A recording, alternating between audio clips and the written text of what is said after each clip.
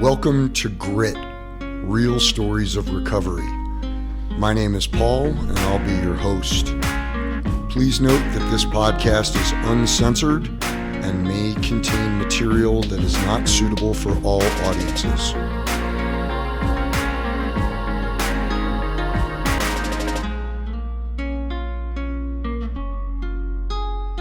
We're here today with Sean Hoy. Why don't we get right into it? Tell me a little bit about your upbringing, your family history. I had an absolutely great family life, very caring and always motivating me to do my best in life, which in the end had its role in my addiction. My father, I think I've seen him drink maybe 15 times total in my life. And my mother, she drinks on the occasion. Nothing extreme. A weekend wine. She could drink half a glass, set it on the windowsill, and it would sit till the next morning, which now still boggles my mind how she could do that. Yeah, I completely relate to that. So it sounds like you had a normal, quote unquote, if there is such a thing, upbringing. You didn't have a lot of troubles, offered all the opportunities. If that was the case, tell me when you started using and why you started using drugs and alcohol. It originally started out of curiosity, wanting to figure out why all the high schoolers and all my friends enjoyed having the occasional drink at the party, smoking a little pot here and there, and drew me in. I wanted to find out what it felt like. So I initially just started out with the occasional pot smoking at the bus stop, the occasional drink at the friend's house. But it was on an afternoon on the school bus that I had a friend offer me a pill, and that pill was Adderall. And I remember my hesitance in taking that pill. He was like, you know what, if you're not going to take it, I'll take it. And that pushed me over. I'm like, oh, this must be good if my friend's, so insistent and wanting to take this. So I took it, and oh man, game over. Instantly fell in love with Adderall. I found myself in my high school happier than a clam, loving every class, even the ones I hated. I loved it. I was so interested. I loved socializing on it. It was just an entire change of personality. It was the person I always wanted to be and also motivated. God, I could crank out my homework, projects that would have taken a month to two to actually complete. I could finish it in a night. No sleep, land myself an A. It was unheard of.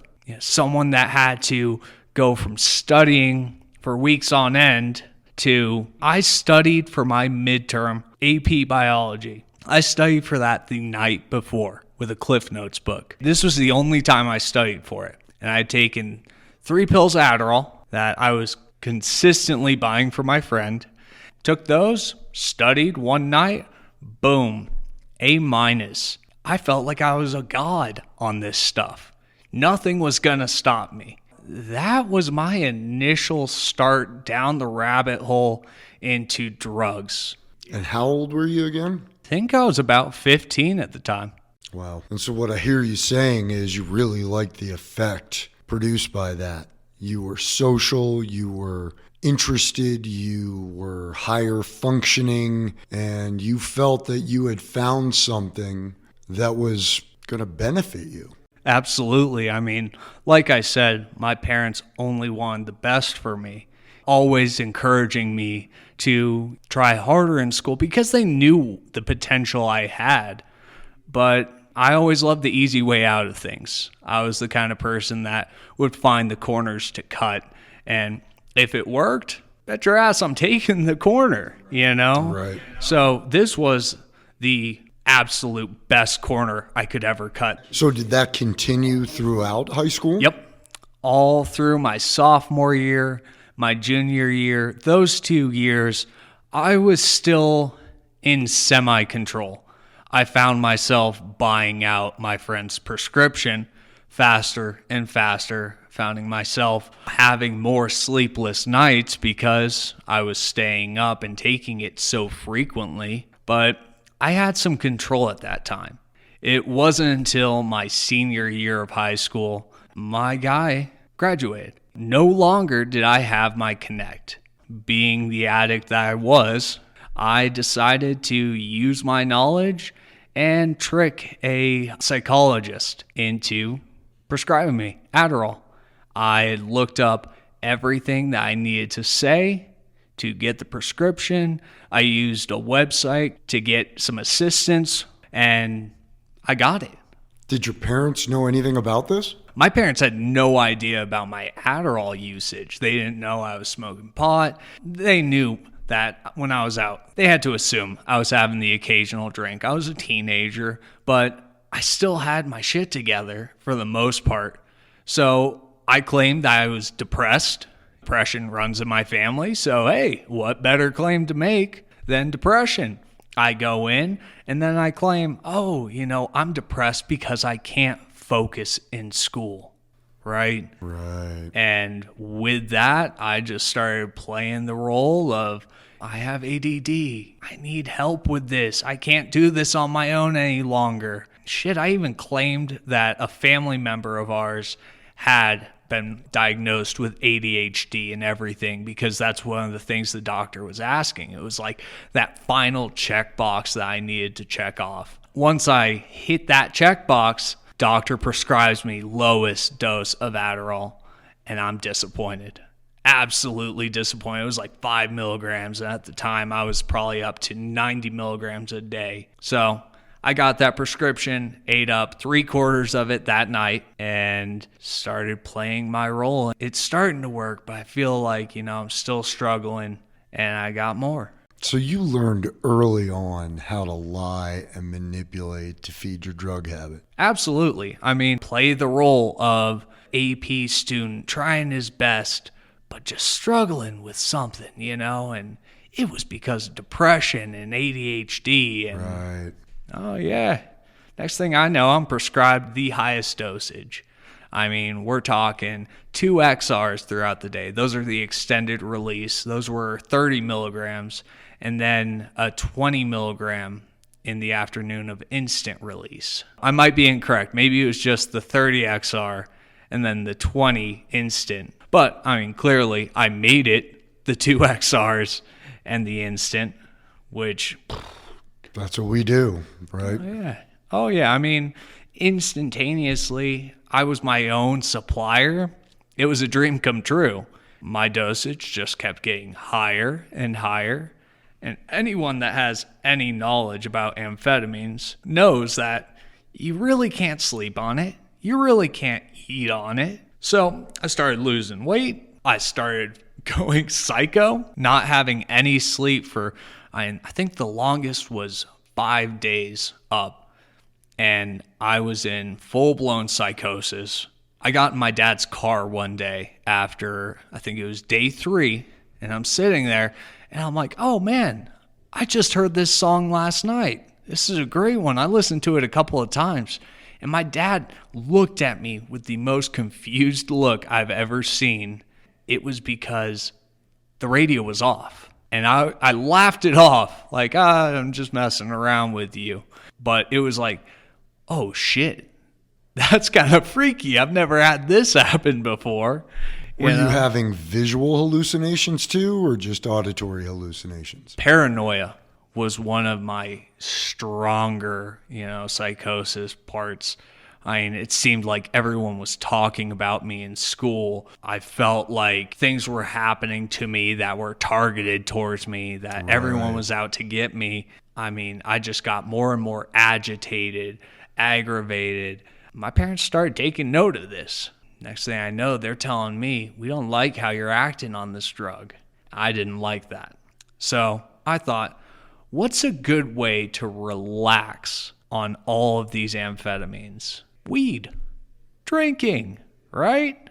So rather than stop popping amphetamines, I'm like, tell you what, I'm just going to start smoking on the daily. have drinks in the afternoon to really wind down, drink enough to pass out from all this Adderall.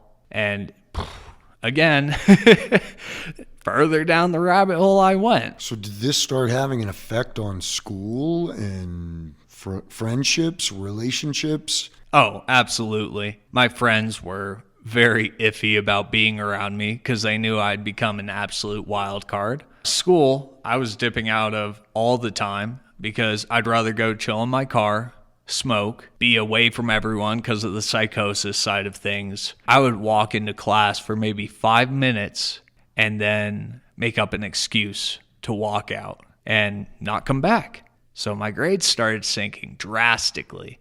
And again, this played into my parents taking note of my behaviors and pointing it out to the Adderall. Like, no shit, I mean, it was the clear contender of what was causing my issues. But did you argue that? Did you debate the fact that that was the cause? Are you kidding me? Of course I did. It was my favorite aspect of life. It was the thing I woke up and couldn't wait to do, or just stayed awake, thinking about, man, when's my next dose? And when I'd run out, I would look for the connections throughout the school, find someone with a script that they were willing to sell me. And it got to a point where people wouldn't sell to me anymore. And that just pissed me off to no extent because they were saying, we don't like how you're acting. You're going to get us caught up. You're crazy. It was such a spiral that I remember I finally got caught smoking weed. That was the start of even further downhill motion. Was that your first major consequence, outward consequence, besides the lack of sleep, the change of behavior, the dropping of grades? No. I was having problems with my parents long beforehand. I was aggravated, irritated all the time because But you hadn't gotten busted doing anything illegal per se. No, because I was playing it off as things are hunky-dory. I'm just having some problems like the typical teen does. It's not the Adderall, it's situational and stuff like that. It was one day I was down in my basement. I'd gone out back and was hitting my pipe, and all of a sudden I heard the basement door open up. My mom called down, and I was like, fuck, it's over.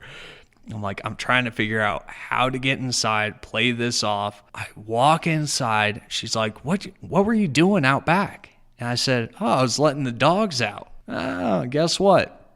The dogs were upstairs with her, so that went right out the window. Sure enough, she smells smoke on me. And luckily for me, in the moment, it just smelled like some kind of smoke. So I claimed that I was smoking a cigarette because I was stressed. School's been really rough. That. And so I have this long conversation with her about the dangers of smoking. And, she explained how hard it was to get off. And so finally, we get through this, I want to say half hour to hour conversation. And I think I'm in the clear. And she starts walking away and she sees a Ziploc baggie sticking out from under the couch. And I'm like, no way is she going to think anything of that, right? It could be snacks or something. She pulls out.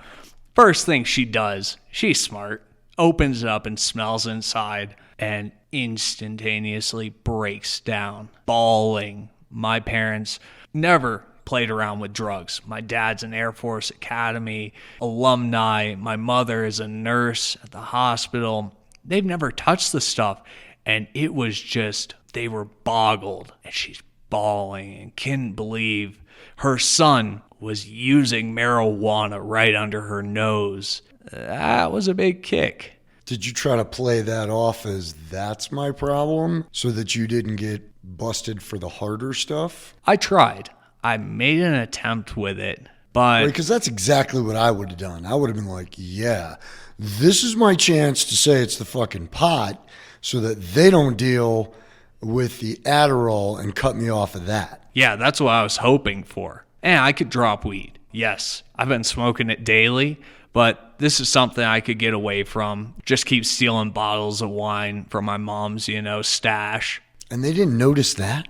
My mom, it was her wedding, and they had bought tons and tons of wine for it. And they were also planning on keeping it, letting it age and all that. So they had a few boxes down in the basement. And I knew she barely ever checked it. So I would take bottle after bottle, space it out, kind of push them back into a way that, yeah, you couldn't really tell until you could absolutely tell that they were disappearing. But yeah, I tried to play it off. And then the request, I want to say it was about a day or two later, came in. We want to see your Adderall script. We want to be the ones in control of it. I shit my pants at that moment because I knew in my car I had a brand new prescription bottle that I had just filled about 3 days prior, probably half empty. I brought it in, and again, the breakdown. And, I'm crying, she's crying, and then she claims that I'm selling the stuff. Instantly, I'm arguing about that. I'm like, oh no, I'm not selling this. She commented, she's like, look at your eyes. And when I looked in the bathroom, I had been popping those like candy that day from stress of finding, the weed and all that. And yeah, I looked and my pupils were so blown, my eyes looked almost black. It was scary. And it was one of those moments where I realized I had an issue and I wasn't ready to deal with it at the time. I was like, fuck, this is problematic, but I'm not ready to give this up just yet. So I hand him over. We talked to the psychologist and everything. I have to admit that I've been taking these irresponsibly. Well, if your parents are willing to hold on to these and dole these out to you, keep taking them because you're claiming that they're helping you, which now I look back on that and that's like, what the hell? It just came forward that I ate up half a script in 3 days. And you're recommending I stay on this? That's one of those moments where I look and I'm like, I probably should have been cut off at that moment. But parents were like, psychologists, the professionals recommending keep giving it a shot. So they take the script and they lock it up. I'm an addict. What's one of the first things I go do? The moment they're out of the house, I'm looking for the key. I am trying to find that key as fast as possible. They only gave me my typical dose. That's a quarter of what I actually wanted. And I found a key. And I took that key, unlocked the safe, got all of my XR pills. They were capsules. And I dumped them out into a Ziploc baggie. And then filled each capsule with Splenda so that it looked like they were still full. And I popped them back into the safe, none the wiser. And I had my baggie of Adderall beads to dip my hand into whenever I wanted and sprinkle into my mouth so that I could stay floating plenty high. It got to a point where I couldn't eat anymore. And so I recognized that they were going to tell that I was still abusing it by my weight loss. So I'd go to McDonald's, get the $1 cheeseburger, and I would sprinkle the Adderall beads onto it to force myself to eat, knowing that if I ate the burger, I would get higher. That's insane. And that was the desperation I had. And all this took place during your senior year. Oh yeah, this was senior year, absolute spiral at that point. It was bad. Finally, during a physics class, I had a seizure. And they took my script away because of that. First time ever having a seizure. One of the things the EMTs said to my mother as I was coming out of it, they're like, this doesn't seem like a typical seizure. This seems like a drug-induced seizure. The script got taken. This was my livelihood. This is what I lived for at that time. And to have that pulled away from me in an instant crushed me. Absolutely, flattened me to the ground. So I made the decision I was going to kill myself. I mean, my parents were very disappointed in me. Adderall abuse, smoking weed. I think at that point they had figured out that I was stealing their wine too. And yeah, decided I was going to kill myself, stole one more bottle of wine, and took a bunch of my sleeping pills, hoping that it would kill me. Next day, I'm waking up to my dad losing his shit on me because all he sees is an empty bottle of wine laying next to his passed out son. I wasn't the kind of guy that writes the note No, I just wanted it to be over. So you didn't even get the satisfaction of there's someone seeing or hearing your cry for help. Exactly. I mean, my dad's losing his mind. Why can't you stop kind of deal? And I'm actually depressed this time. Brain chemistry is fried. So I decide that if the pills and the wine didn't work, I'm going to go into the bathroom, break apart my razor, and try to take one of the small razor blades and slice my wrist open. Well, those small little razor blades are very difficult to handle, and I just couldn't cut deep enough. And so I gave up. My dad sees that there's blood on the ground, and I'm like, listen, just drive me to school. Fuck this. Let's just go. And nope. Straight to the hospital, 72-hour hold. While I was there, in the psych ward, I started noticing things getting better as I sobered up more, got more support and everything. I started feeling like life might be worth it. And that lasted for about a month before I was right back to it. I mean, I couldn't get away. Did you go back to buying it at school? Absolutely. People just thought I disappeared for a couple days. I mean, it was me. No shock there. Me disappearing, I still had a few hooks at that time. Yeah, I kept scoring. I got back on weed again because I claimed that, it's because of not smoking weed. That's why I had the seizure, not the Adderall, right? God forbid. And it was back to the races, and my parents caught me again. They went out and were buying drug tests that I started having to do randomly. And even that, I didn't care. I did my research on things that could present false positives and stuff. They finally, cracked down on me. And the end of summer of high school, I graduated by the skin of my teeth, and my parents had finally gotten through my thick skull to stop. I took a pause for a bit. Looking at college, CU Denver, I thought I was going to be okay until I ran into my friend who said, let's smoke a bowl. I smoked a bowl. I ran into another friend who sold me a baggie of Adderall, and my parents at the time weren't drug testing me anymore. So I was like, all right, as long as I keep it low key, we'll be good. And once I'm in college, it's over. I can do whatever the fuck I want. So it sounds like you went through a lot of the stages that take many of us years to go through. You had those all over the course of a year in a very compacted manner, right? The ups, the downs, the manipulation, the lying, getting busted, making promises, all that stuff that many of us do over the course of a number of years happened to you within the course of 9 months? Oh, yeah. Might as well get it all out of the way while you can. I was in that mentality of live fast, die young. Most of my friends were finding success. I had my small group of friends that were doing the same stuff as me, but not in the sense that they couldn't keep up. Yeah, that was my experience too, right? In which all of your friends are doing what you're doing, and then I keep doing it even when I'm not with them. We would go to a party, they would drink and use, but then they would stop.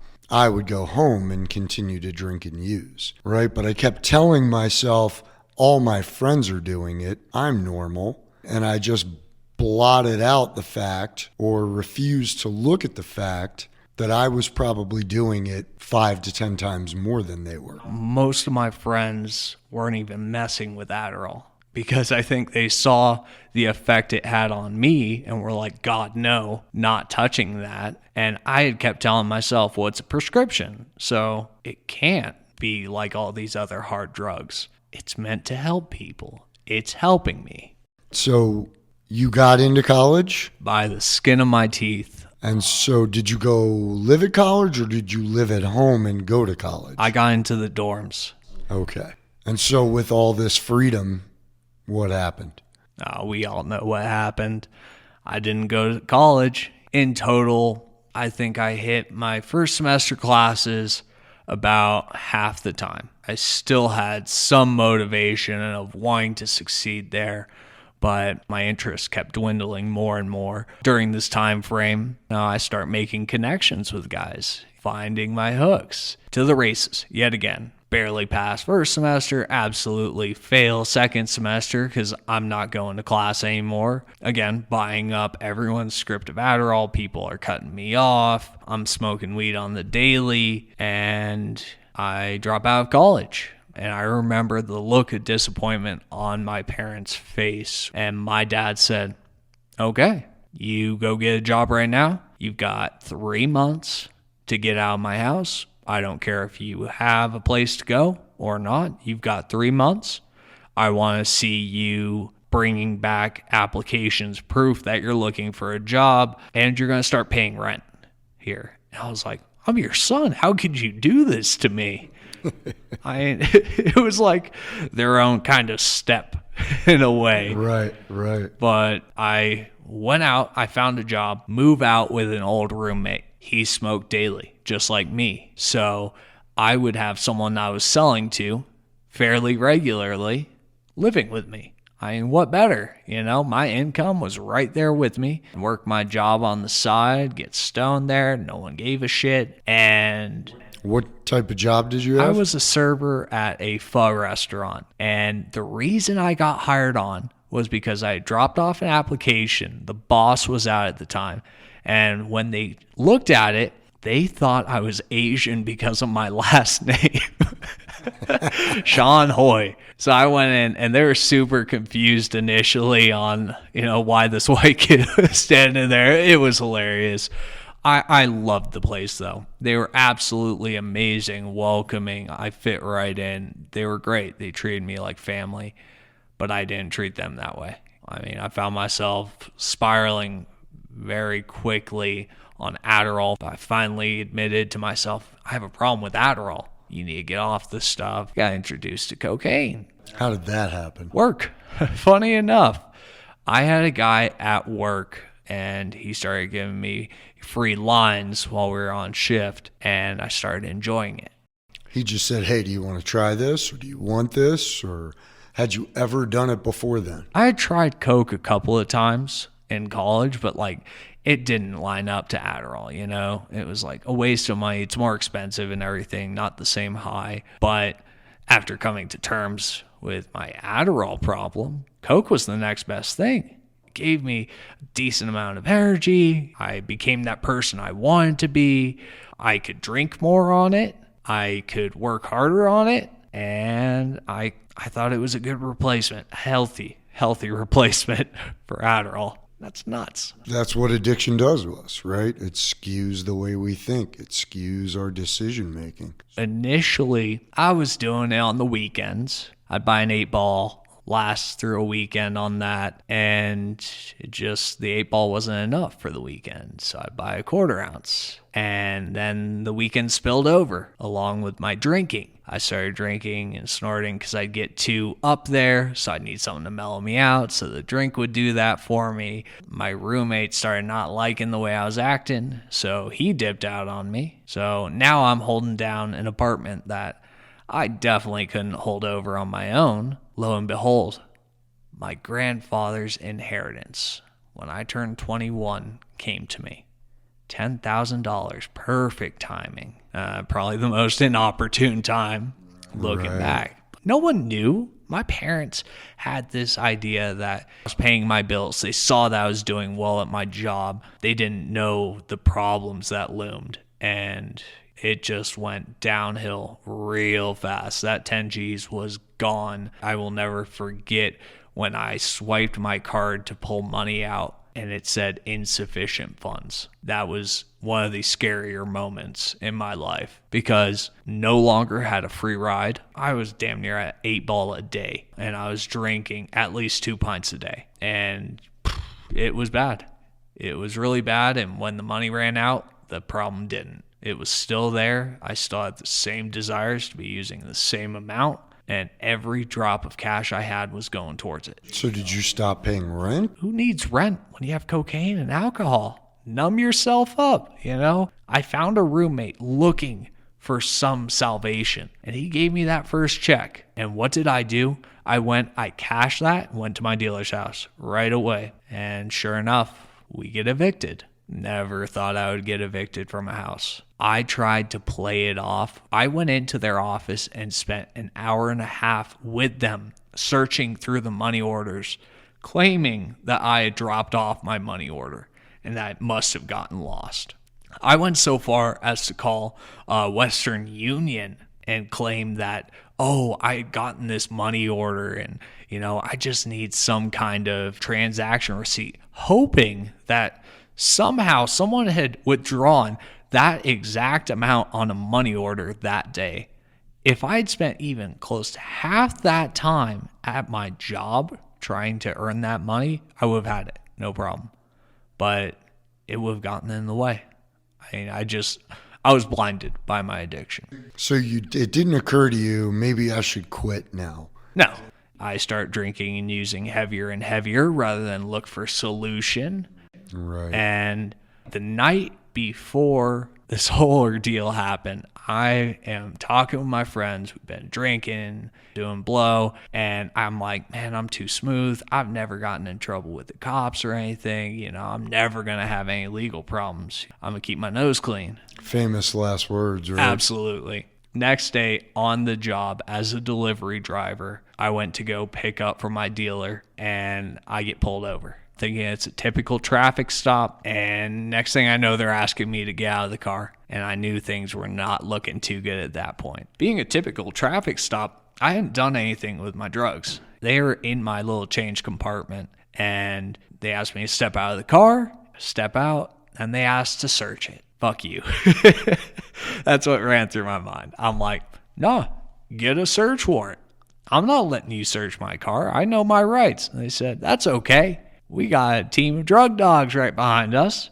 We're going to let them sniff around. And they kept asking me, is there anything in the car you want to tell us about? And I'm like, no, deny. Dog starts hitting on something. I try to claim that it's the empty weed container in my car. And finally, it was just like, they got it. They found the coke. It was over. And then they approach me and they say, listen, you tell us where you got this cocaine and we might be willing to let you go for the day. No way. But in my mind, I'm like, maybe I can trick them into thinking I'm giving up someone and I'll be good. They'll let me off, right? They end up sending an undercover to me, wearing a balaclava and everything, so I can't see his face. And he's like, all right, tell me where you got it. And I tell him, oh, some guy off Colfax wearing a red shirt, about the most basic explanation of somebody you can give. He's like, you're going to jail. And I agreed with him. I'm like, guess I am going to jail because I'm not snitching. And you probably had no idea that they had been watching your dealer for a while. See, you knew. I didn't. It wasn't until later down the line in court when I'd been trying to argue my case that I found out it was local task force. Yep. Yeah, they knew who your dealer was. They were trying to build up a case against him. They didn't want you, the user, but they were going to bust you and use you as leverage to get to him. Exactly. I mean, looking back, that was exactly the case. I mean, again, this is my first time getting caught up with the law. I got caught in that same exact situation. And I knew when I drove away from my dealer's house and I watched this unmarked Tahoe start following me, I knew exactly what it was going on. And they pulled me over and they were like, you know why we're pulling you over? Give us the drugs and you will testify in court or you will go to jail. And I did what you did. Guess I'm going to jail. Right. And I mean, in the moment, it seems so natural. That was my lifestyle. You don't say a word. And I never said a word. But it wasn't until the next morning in Aurora jail when they're transferring me to Arapahoe County that the reality really set in. That my first time encountering the law is felony possession charges. Yep. I initially thought it was funny. I was fucking smiling in my mugshot. They told me, you need to stop smiling. This isn't a game. And I still had this shit-eating smirk on my face. I still got the mugshot. I look at and laugh because I'm like, you ignorant son of a bitch. You have no idea what is going on. Yeah, when reality set in, when I called the only phone numbers I could remember, which unfortunately were my parents, to tell them what was happening, the disappointment was insane. My dad goes, so what, DUI? Now I'm like, nah, not DUI. And he goes, what? I'm like, possession. He's like, a marijuana? I thought you had your med card. And then I have to share that it's cocaine and that I might be using cocaine very frequently. And it was just like, I could hear him shaking his head on the other side. And I'm like, listen, I'm not looking for bailout or anything. I just wanted to let you know why I'm disappearing for a bit. And yeah, my parents loved me enough not to bail me out. No, they're smart enough to hold me responsible for my actions, but they did pick me up from jail. And I found at my dad's house, all of the doors had locks on them now, except for my room. Every single door. It blew me away. I was almost insulted. Like, are you kidding me? You think I'm going to steal from you guys? Reality was, I was at a point where, yeah, I probably would if I was not being watched over. 6 a.m, my parents are waking me up and I'm trying to give me a couple more hours. Nah, get your ass up. We need to talk. And they pull me downstairs. Here are your choices. We can either help you out. We can look for a place for you to go get help, or go do your thing. Go keep using, go keep drinking, but don't talk to us anymore. We're done. That will be it. And I had finally come to the realization that I didn't want to lose my family over this. It was the first, reality of what my using was doing. Something of deep emotional significance, because it doesn't sound like losing your home, losing your job, losing your money, getting arrested had the same impact on you that potentially losing your family would. My family was loving. They were supportive. Yeah, it meant something to me. And I think I had started coming to a conclusion before my arrest that I wanted the help, but I really didn't know how to stop.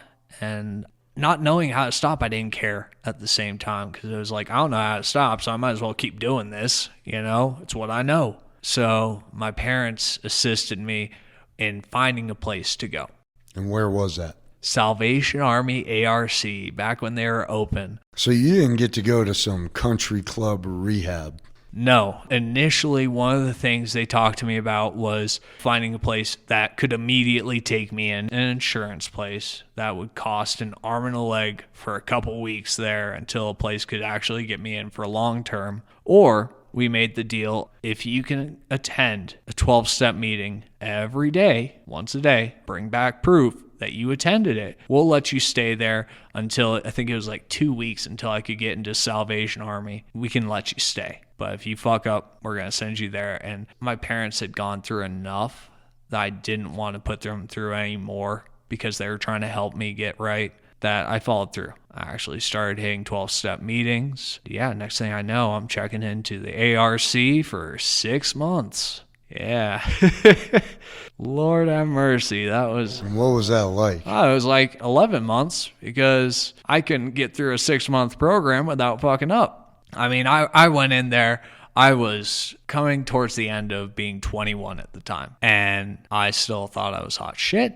I thought I could live my life the same way, just be sober without the drugs and alcohol. Felt entitled, that it wasn't fair how things went. Having to work in a warehouse 40 hours a week plus. All I got was a bed, 3 meals a day, some classes, and $5 a week. That's not enough for me. So I decided to start stealing from the warehouse, selling to the guys on the inside who would then take it out and sell it for even more money. And I finally got caught. I was month 3. I thought it was going to be over for me. I argued my case of, again, this is like, oh my God, what have I done? Like, I actually want this? Why do I keep doing this kind of situations? Then I was told, you can either stay and we'll put you back at day 0 or you're done here. I chose to go back to day 0. Still at the time thinking it was bullshit. Totally unfair going back to day 0 for just stealing a little bit here and there. But I had a sponsor at the time who was like, who gives a shit? Like, you're back at day 0. You are blessed to still be here. And he's like, I don't care about your little, whining, bitching about this. You either are going to man up and do this or you're not. And I had another resident who asked me, this hit so hard, it pissed me off so much. He said, when are you going to grow up? And I got so hot under the collar. I was furious about that. Like, who the fuck are you to say that to me? But it kept playing over in my mind. It was like, yeah, when are you going to grow up, Sean? Do you want to keep living this way? You're clearly not getting anywhere. These people are here to try and help you. What are you going to do about it? So do you think that was your aha moment, kind of your epiphany that changed the perspective and what you were going to do moving forward? I think it was the start of it. It was the bigger aspect of my recovery really getting going, because that first 3 months was kind of a joke because I treated it that way. But yeah, things started rolling for me. I found tons of support through my peers. I would have left 10 times over if my peers weren't there to support me, talk me through this. And what were some of those conversations like? Do you really want to leave over getting a write-up, over your bed not being made? I started becoming a little stubborn also, in the sense that I wanted to show them that I could do this. And my dad had also made comment that the numbers were stacked against me. He was terrified about the outcome of my recovery because he's a numbers guy. I was like, I'm going to show everybody that I can do this. My peers were right there alongside of me, pushing me to keep going. Some of my peers that ended up leaving over a relapse, coming back, provided me with even more support than I think they'd ever know,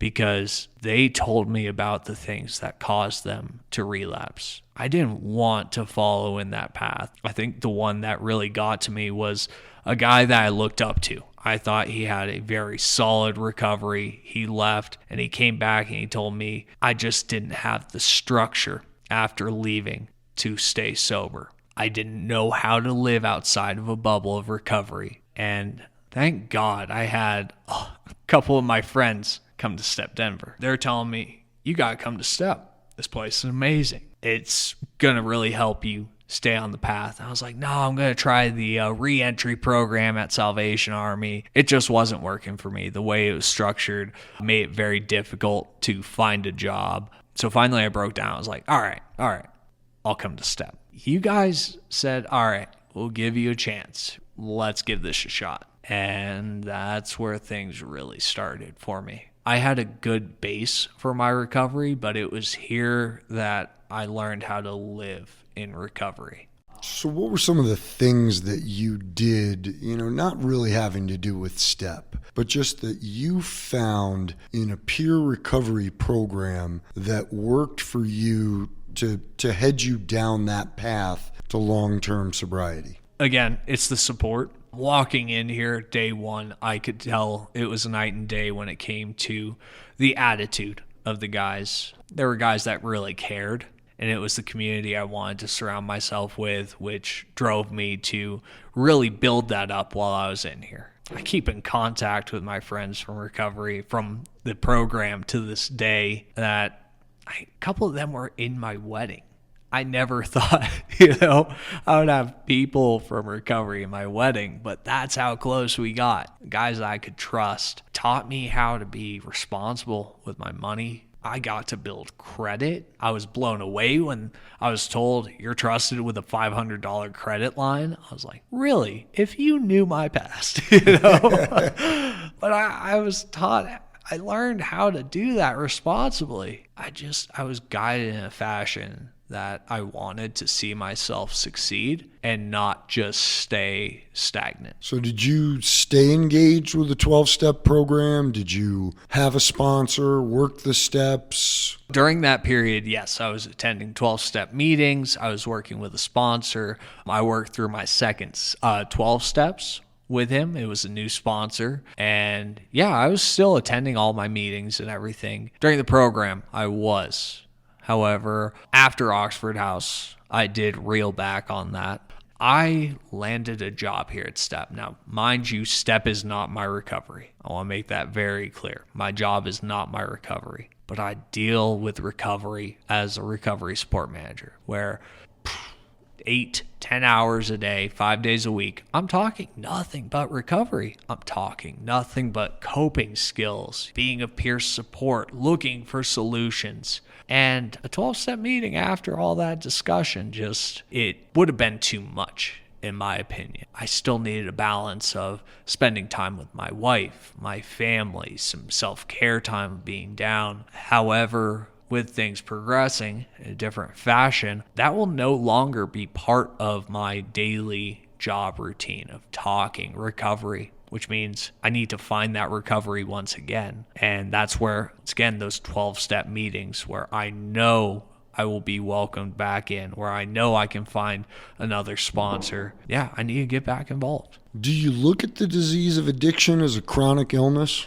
Absolutely. No question about it. I've seen times in myself where I have reeled back on my medicine taking, in a sense, not practicing my principles as thoroughly as I should be, and I've seen an effect on myself. Like what? What does that look like? Irritable, discontent, just overall, we like to call it in the rooms dry drunk, an angry sober person, where I started feeling a little anger about being sober. For a bit there, I was like, well, why the fuck am I doing this? Well, the reason you're doing this is because if you don't, everything you have built up falls apart. No question about it. And I mean, luckily, through peer support, through family support, I've been able to pull myself out of those slumps, learn from those slumps. And if that occurs again, jump on it faster and faster to the point where I can be mindful and not allow those to go more than a minute. So recovery has kind of made you a little more self-aware with your emotions, your behaviors, feelings, those sort of things. Yes, very much so. And I mean, there have been times where I'm taking full recognition of the irritability. I know that things are going wrong, but I'm stubborn sometimes. I want to take back the control of my life again. It's like, it's time for me to drive one more time. Luckily, I hit the guardrails enough to keep me from going over the edge. I mean, it's been a lot of what this place has taught me that kept me from going over the edge. So what is your life like now? You told this amazing story of some pretty horrific consequences in a very short period of time, followed by a couple years of very intensive recovery and now working in the industry. What is your outside life like? Incredible. I mean, absolute 180 from what 6 years ago looked like. I have a wife now. She is amazing, absolutely supportive. My parents, my brother, they all actually enjoy being around me. They want to hear from me. I get to spend time with them. I don't do the, oh yeah, I'll show up and then not show up any longer, which I never realized how big of an impact that made until I had further discussions with them and just the disappointment they felt from that and being there these days. I mean, it has an impact on me too, because I want to be there. It didn't feel like a drag or, waiting to get out. What's it like not to be slave to obsession and compulsion? It's weird sometimes because you got to realize I spent years and years building up that behavior. But to wake up in the morning and not crave something, not have a self-driving car that magically will find its way to a dope dealer's house or a liquor store. I was choosing jobs based around how close they were to liquor stores. I don't do that anymore, especially working here. I mean, it's incredible because I don't feel like I'm carrying around my own cage any longer. Yeah, that's well said. Do you ever think about using? Does it ever pop into your head? Maybe that'll be okay. Absolutely. It happens. It does. I was recently in the Bahamas and I'm sitting there with my wife on the beach and the thought crosses my mind, sure would be nice to have good old pina colada, cold, in my hand. Like everybody around me. Right. But it wouldn't be nice because I would be a mess likely. The vacation wouldn't be happening. I wouldn't have the wife next to me. It does cross because I enjoyed the substances I used. I wouldn't have done them for so long if I didn't enjoy them. But that enjoyment turns into a task, a chore that you then have to worry about on the daily. And it's not being in the Bahamas to enjoy the beach. It's worrying about, am I bringing down enough liquor to the beach to carry me over for a bit? It's not about the beach anymore. It's not about being with the wife. It's about the liquor. It's about the Coke. Wow, that's really well articulated. If you were talking to someone new, had a similar experience to yours, someone listening to this, maybe thinking, my situation is very similar to Sean's, what would you say to that person right now? It's possible. You have the opportunity. If you have even an inkling of wanting to get help, try this out. Really. My first experience stepping into a room, I didn't know what I was getting into, but it changed my life. It really did. Give it a try. You can always back out. Man, very well said. Everybody has their own story. We all go through our own shit. For some of us, it takes a long time. Others have consequences on the short term. Some have it what might be perceived worse than others. But it really just comes down to how you feel. When I can't take this any longer. And hopefully for those folks that are not yet in recovery, it'll happen before they die or before they end up in jail or before they accidentally kill somebody. Sean, I can't say thank you enough for sharing your story and being completely transparent and honest about what you went through, what it felt like, what you did, and what your life is like now. Really appreciate it, man. Thank you, Paul. This podcast is being brought to you by Step Denver Men's Residential Addiction Recovery Program. Step Denver gives men with nowhere else to turn the opportunity to overcome the consequences of addiction through a program based on sobriety, work, accountability, and community. For more information, visit stepdenver.org.